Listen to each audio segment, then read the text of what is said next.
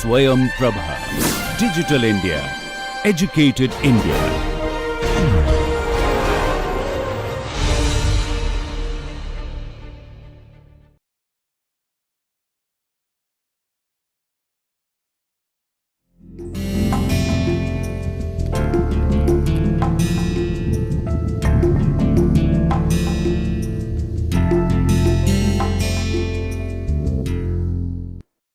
Namaste. Today we begin a new module which is Silvicultural Management Part 2. So, in this module we will be having 3 lectures and we will be continuing from where we left in the previous module. So, these 3 lectures are Shelterwood System Part 1, Shelterwood System Part 2 and Selection System and Irregular Shelterwood System. So, in the previous module we began with what is a silvicultural system, and Shelterwood system is one particular type of a silvicultural system. So, we had a look at this classification of silvicultural systems. So, here we have the 3 Shelterwood systems. So, if we go through this flow chart, the first question it asks is concentration of felling and regeneration operations. Is it continuous over the whole area or is it concentrated on the part of a forest? So, in the case of Shelterwood system, your concentration of felling and regeneration operations, these are concentrated on part of the forest area, they are not continuous over the whole area. Then if you look at the clearing of the old crop, it is not done through single felling, but it is done through successive regeneration fellings. So, we can say that a silvicultural system is a silvicultural system in which the felling and regeneration operations are concentrated on part of the forest area and the clearing of old crop is done using successive regeneration fellings. So, this is how we can define a Shelterwood system using its characteristics, but more formally we define a Shelterwood system as a method of securing natural tree reproduction under the shelter of old trees which are removed by successive cuttings to admit to the seedlings a gradually increasing amount of light. So, what it is saying is, it is a method of securing natural tree reproduction, which means that in the case of a Shelterwood system, we are going with natural regeneration. You could even go with an assisted natural regeneration, but in the case of Shelterwood system, we do not have artificial regeneration. It emphasizes securing of natural tree reproduction, and this reproduction is done under the shelter of old trees. So, you are not doing this natural regeneration in an open area, you are doing it under the shelter of the older trees, which is why we call it a Shelterwood system. So, it is the shelter of the old woods under the shelter of old trees which are removed by successive cuttings. So, you are not doing these cuttings in a single go, you are doing it in several successive cuttings one by one to admit to the seedlings a gradually increasing amount of light. So, another characteristic is that you provide your seedlings with a gradually increasing amount of light.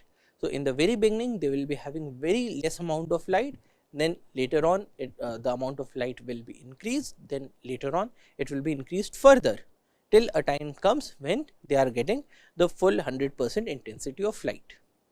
So, a Shelterwood system is a method of securing natural tree reproduction under the shelter of old trees which are removed by successive cuttings to admit to the seedlings a gradually increasing amount of light.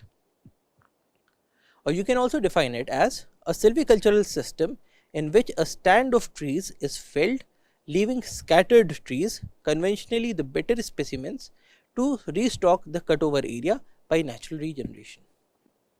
So, what we are saying in the second definition is, it is a silvicultural system in which a stand of trees is felled, leaving scattered trees. So, when you are doing the felling, you are not felling it over the whole area, you are leaving certain trees in a scattered manner and you are conventionally leaving the better specimens. Why are you leaving the better specimen?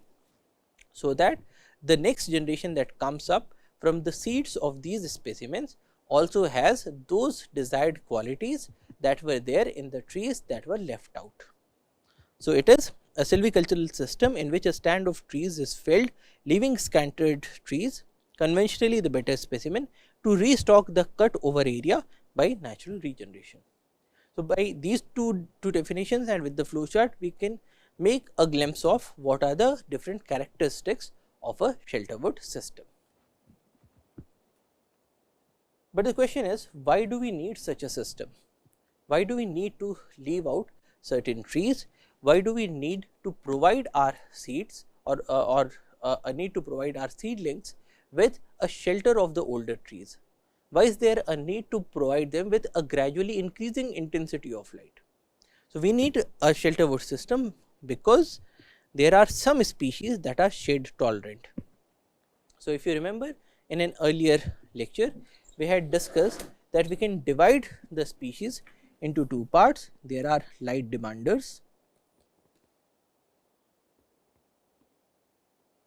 and there are shade tolerants. Now, in the case of light demander species, they require a huge amount of light, they require the full intensity of light, and if they do not receive the full intensity of light, they will not be able to grow or to survive. So, those are the light demanders. But in the case of the shade tolerants, here we have a very different characteristic of the species. They tolerate the shade, and not only do they tolerate the shade, they also love the shade, they need this shade. So, if you expose these seedlings to the full intensity of light, then probably because of desiccation they will die out, or probably because of the high intensity of light they will die out. So, there are these species of shade tolerant plants that require the shelter of older trees, especially in the beginning of their lives. So, some species are shade tolerant, but cannot tolerate harsh sunlight during the early growth stages, for which you require a shelter. Or some species may require greater moisture during the early growth stages. So, what we are saying here is, suppose you began with a stand, and in this stand you let it grow with natural regeneration. So, now you have these seedlings that have come up.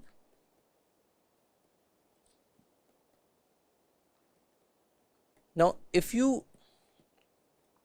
do not provide them with shelter, if you remove all the mother plants at one go, so you are removing all the regeneration, you are removing all the mother plants and you are leaving out just the regeneration.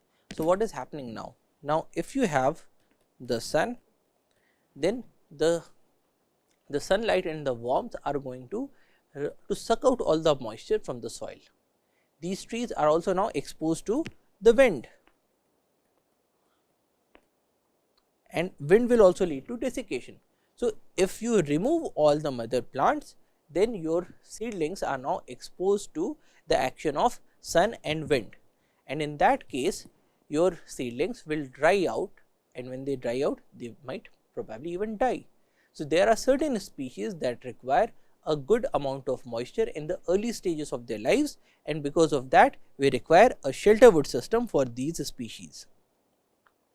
Then there might be a need to maintain cover and habitat for wildlife. Now, if you remember, we talked about silvicultural objectives. So, there are different objectives of management.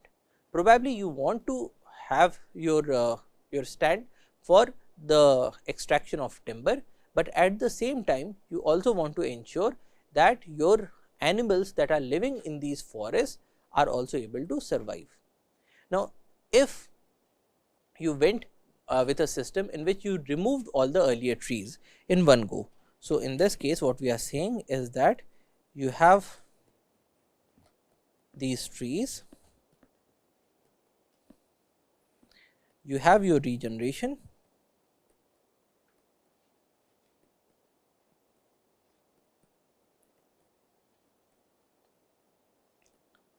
and because you already have your regeneration, you can now say that okay, I do not need the mother trees, I will just remove them. But then there are your forest is not just being used for timber, you also have a number of wildlife that are there in the area. probably you have certain langur species in this area, or probably you have a very nice bird population. Now, if you remove these mother trees, in that case all these species will not have a home to live in. And so, to meet your silvicultural objective of not only extracting timber, but also conserving the wildlife, you might want to go with a shelterwood system. So, there might be a need to maintain cover and habitat for the wildlife, or there might be a need for a forest with good natural aesthetics. So, if you clear cut a forest, in that case even though you will be getting an even aged forest, but then it will look very artificial, because all your trees will look one and the same. So, if you want to have a forest that has natural aesthetics, it looks like a natural forest, in that case you would probably want to go with a shelterwood system, because in this case you have certain large size trees and you also have the even aged crop that is coming up, and you are cutting the earlier vegetation in successive stages, and so at all times you are having trees of different age classes. So, the need for a forest with good natural aesthetics might also turn you towards a shelterwood system.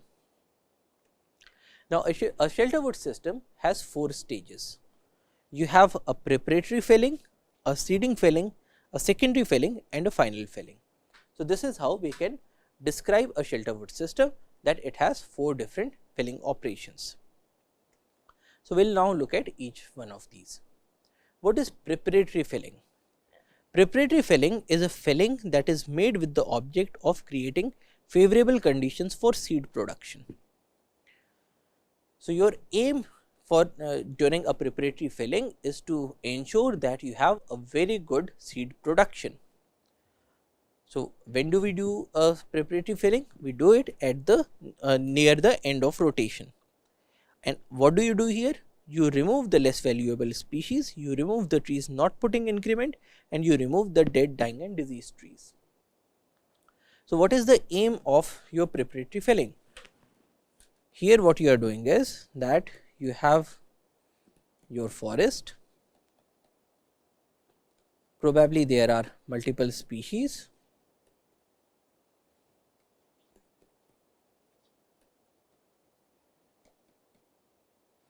and in this case you have decided that these species that are dark green and the yellow ones are the ones that you want to keep, because these are the valuable species. You do not want these light green trees in the next regeneration. So, during the preparatory felling, what you are trying to do is that you want to have good amount of seed production by those plants that you want in your forest stand. So, here you will be removing those trees that you do not want. So, that is the first stage. So, you remove those species that you do not want to be there in the forest. Next, even in the case of those species that you want to be in the that you want to remain in the forest, there will probably be certain individuals that are not putting up good growth, or that are dead, dying or diseased trees. So, probably this is one individual that has certain diseases, probably it is having a fungal disease, or probably it is suffering from a parasite. Now, if you let this plant remain, or if you let this tree remain in the stand, then when you have the next generation through the seeds, then these diseases or these parasites will also enter into the next generation. And so, you will do an operation to remove these trees as well. So, even though this tree belonged to a species that you wanted, even then you are going to remove this tree. So, you remove what trees? You remove the dead trees, you remove the dying trees and the diseased trees. So, all these trees are removed. At the same time, you also remove those trees that are not putting up increment. So, you are removing those trees that are not showing any further growth, that is, they have reached their maturity or they are showing a stunted growth. So, probably this tree was of a very small size, and in that case you will remove this tree as well. So, you first removed the less valuable trees species, then you remove the dead, dying and diseased trees, and you also remove the trees that are not putting increment. Now, when you remove all of these trees, you have generated a condition in which you have only those species that you want to be in the forest. You have those trees that are not having any diseases or parasites, and you have reduced the density of your forest. So, when you have a reduced density, another benefit is that the sunlight or the nutrients that were earlier not available in plenty to the plants are now available in plenty, because you have reduced the competition. And at this end stage of rotation, when you are giving the plants the full amount of nutrients, then the amount of seed that these plants will produce will be very large. So, you are doing this preparatory felling to ensure that you have seeds of good species, seeds that are free of parasites and diseases, and seeds that come up in large quantity and with a large viability, because their mother trees were receiving sufficient amounts of water, nutrients and sunlight. So, this is the preparatory felling.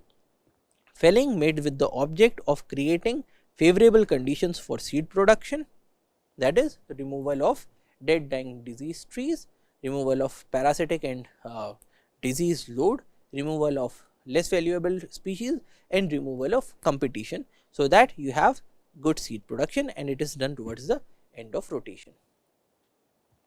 After preparatory felling, you have the seeding felling. Now, seeding felling is a felling that is made with the object of opening the canopy to secure regeneration from the seeds of trees, and you retain good seed trees and you remove the overwood in the case of seeding felling. So, what you are doing? You are doing a felling. So, you are removing more number of trees with the object of opening the canopy to secure regeneration from the seeds of trees. So, what we are saying here is that after you are done with your preparatory felling and you are left with these trees,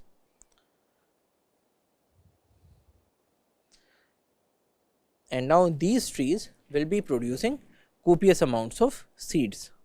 So, now you have ample number of seeds that are there in your system.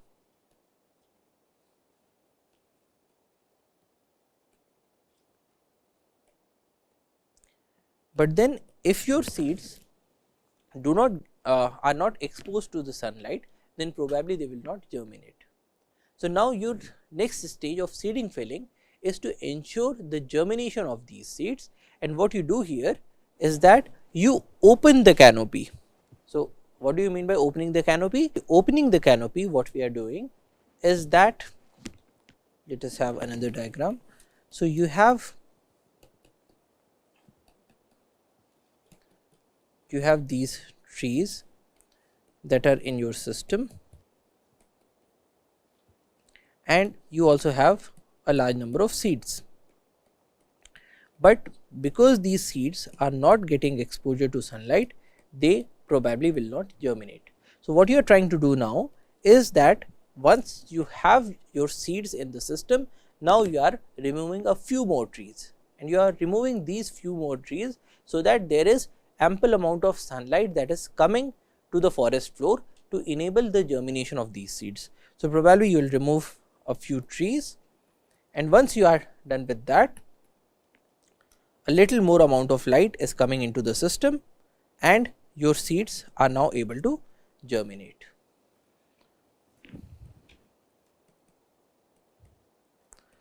So, in the case of your seeding felling, you are opening the canopy to enable the germination of these new seeds, of these new seedlings from the seeds that were there in the system. Now, in the case of seeding felling, you retain the good seed trees and you remove the overwood. So, you are still leaving a few good seed trees, because you are never sure whether you will be able to regenerate it fully, or there might be some hiccups. So, you are still leaving a few good seed trees, but you are removing the overwood, so that there is some more amount of light that is coming to the seedlings. Next, you have the secondary felling. Now, secondary felling is a felling made with the object of opening the canopy to remove shelter and allow more light for the regenerated crop.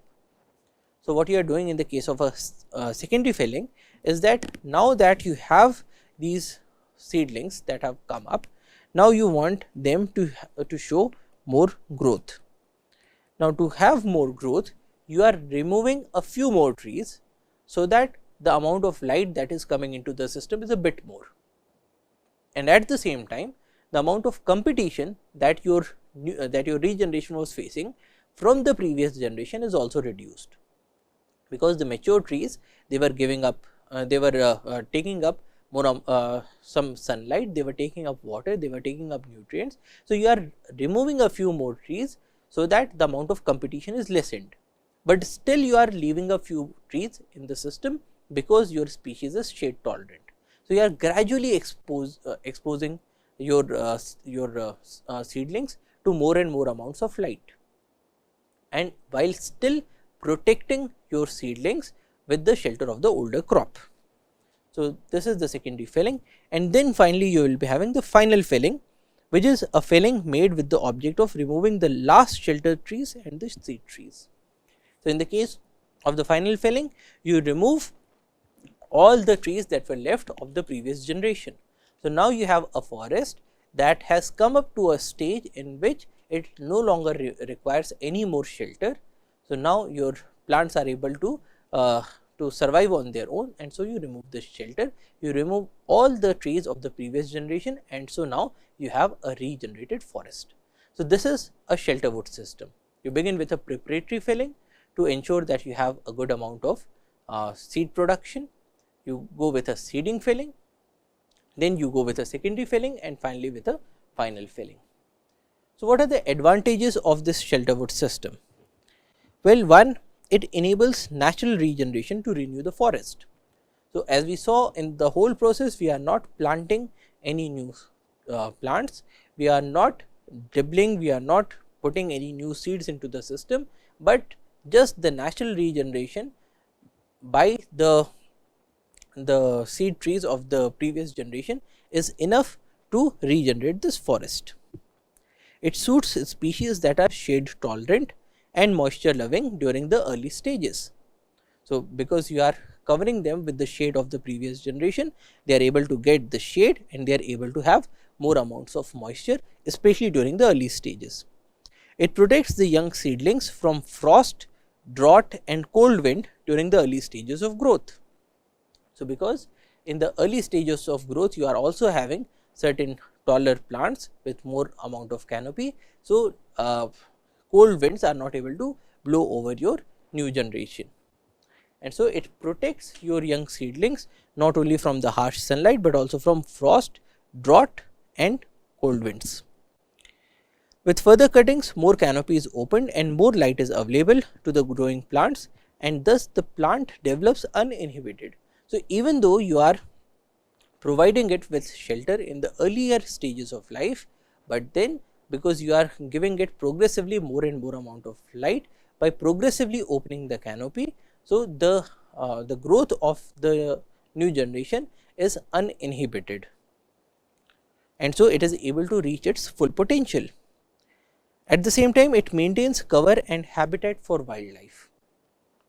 So, it is a very good system if you have a forest that also has wild animals, because the shelter trees that you are leaving for the seedlings also serve as habitats and also serve as covers for your wildlife. So, it maintains cover and habitat for wildlife. It creates a forest with good natural aesthetics, as we saw before, that you are getting a forest with a natural look. Then it creates an even edged stand, which is useful for concentrated working. So, in this case, when you are doing your preparatory felling, you do not leave your forest to for a very long period of time, because after a while you will move towards seeding felling, then you will move towards secondary felling, and finally to the final felling. So, in this case, the seeds that came up on the forest floor and their germination is controlled by you. So, when you performed your seeding felling or on the your seeding felling and your secondary felling on the whole of the forest stand, then all the new regeneration that has come up will be even aged. And when it is even aged, then the later on managerial operations can be concentrated, because all your plants have the same age and the same sizes. So, it creates an even aged stand which is useful for concentrated working. At the same time, the soil is protected from desiccation, invasion by noxious weeds, soil erosion, and rapid runoff of rainwater. So, because you are because at no time are you exposing the soil completely, because you are having a shelter of the older generation. So, your soil is saved from desiccation. You do not have large winds or sun or sunshine that is able to draw off the moisture from the soil, because it is covered. So, the soil is protected from desiccation. It is also protected from invasion of noxious weeds, because when you clear up an area and you provide 100% intensity of sunlight, then there are a number of weeds that can grow up in that area. But because you are keeping the whole of the area covered, so a number of weed species are not able to come into this area. It protects it against soil erosion and rapid runoff of water, because at all times you are covering your soil with the previous generation, and so large winds and large amount of rainwater are not able to directly impinge upon the soil and remove it. So, soil erosion is also prevented to a large extent by the Shelterwood system. And then the best trees get an opportunity for enhanced increment when opened out in regeneration felling. So, what it is saying here is that in the case of the Shelterwood system, we began with a forest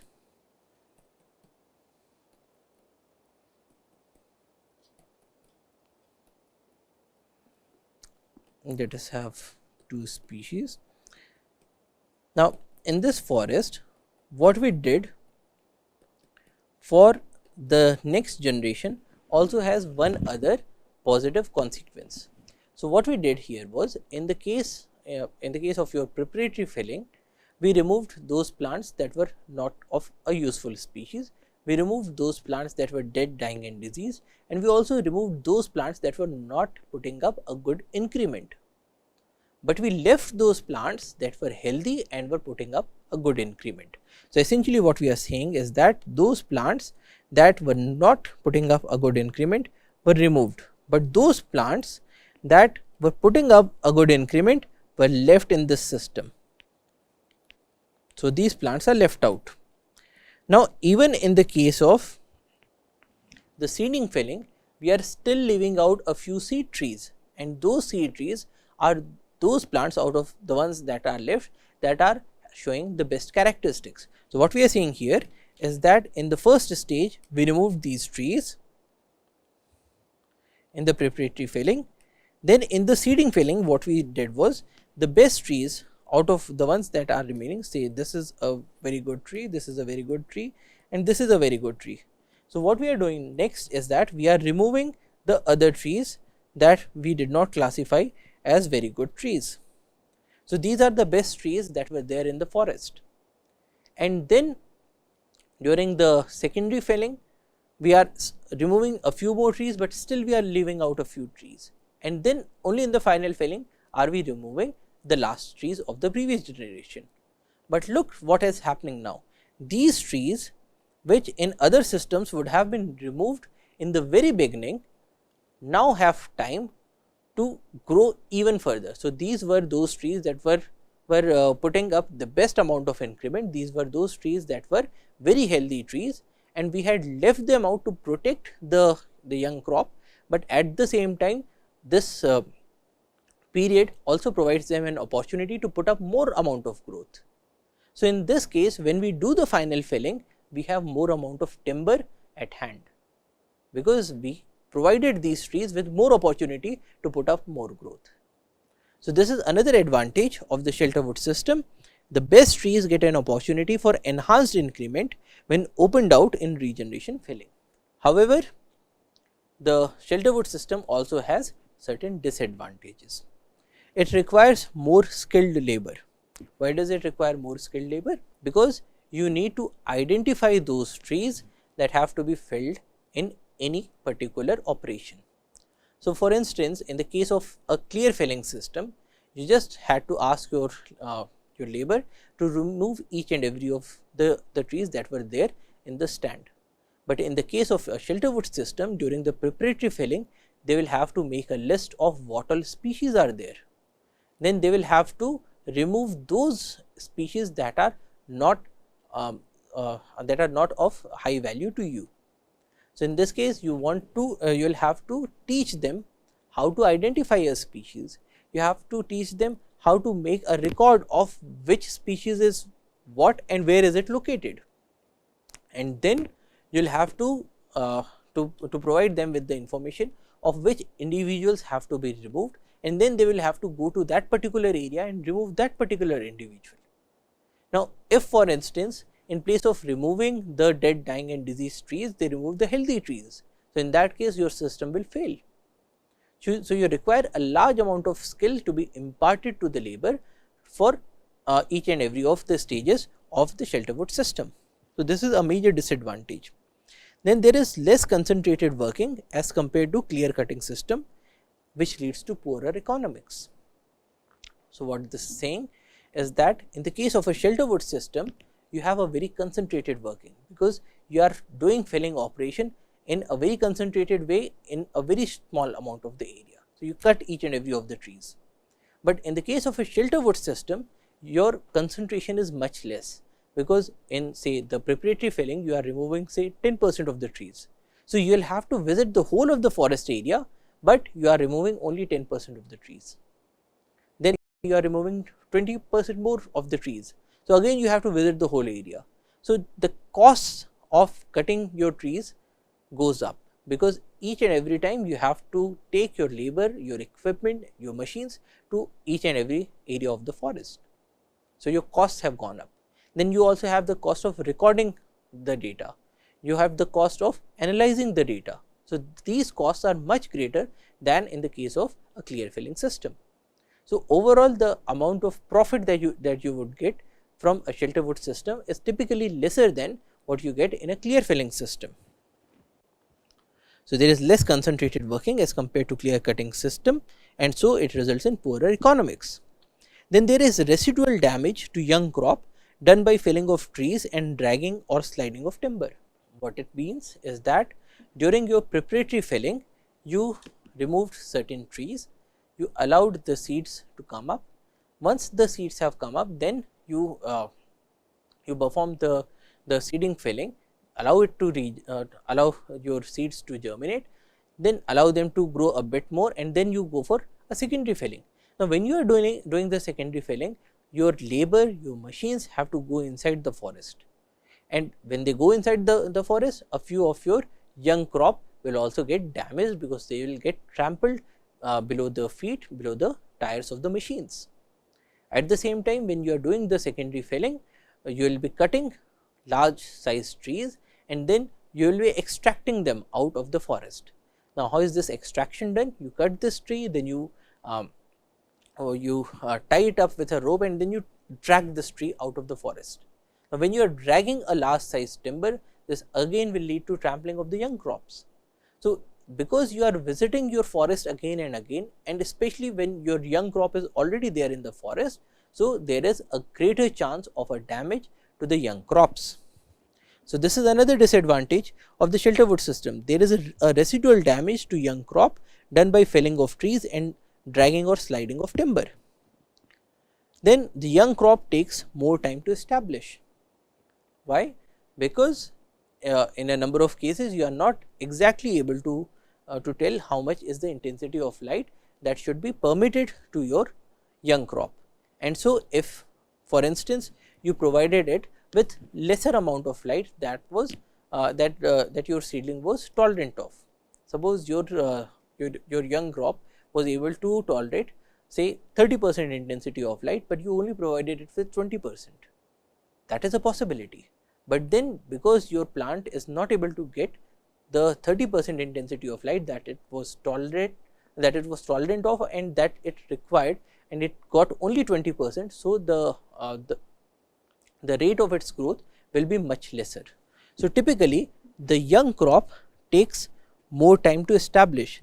Now, establishment, as you remember, is the stage at which your young crop is hardy enough that it is resistant to the natural ways of damage to the crops. So, it has to reach a certain height, it has to reach a certain level of maturity that we can say that now it is okay to leave these plants alone. But typically in the case of a Shelterwood system, the young crops take more time to establish. Then the rate of cutting and regeneration are more difficult to control than the clear felling system. The rate of cutting and regeneration are more difficult to control, because in this system there are a number of entry cases, you have to make a number of calculations, and at times things go wrong. So, your rate of cutting is difficult to control. It is not like the clear felling system that you say that okay, you go into this forest and you cut all the trees. So, in the case of a clear felling system, rate of cutting is very much in our control, but in this case it is not in our control. Similarly, the rate of regeneration is not within our control, because it is happening in different stages, and so the amount of control that we have in a Shelterwood system is typically lesser than the amount of control that we have in a clear felling system. So, in this lecture we saw that in the case of a Shelterwood system, there are certain species, there are certain requirements that will make you inclined towards a Shelterwood system. If you have a species that is shade loving, if you have a species that cannot tolerate high intensity of sunlight in the early stages, if you have a species that requires a larger amount of moisture in the early stages, then you will have to go with a Shelterwood system. And in the Shelterwood system, the primary characteristic is that your young crop comes up under the shelter of the older trees. Now, these older trees provide it with shade, they provide it with protection from the sun, from desiccation, from wind, from frost, from drought, and so on. The best characteristic is that because you are never denuding the whole of your land, so the land is protected, or the soil is protected from desiccation, it is protected from the invasion of weeds, but at the same time your young crop is able to show its full growth potential, because you are gradually opening up the canopy and you are progressively allowing more and more amount of light to reach your crop as and when it requires that.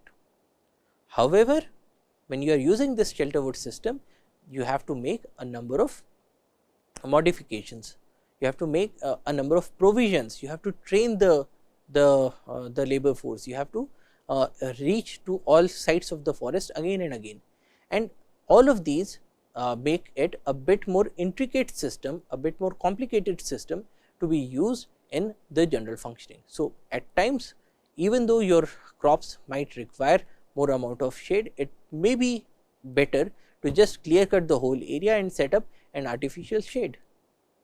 So, that is all for today. Thank you for your attention. Jai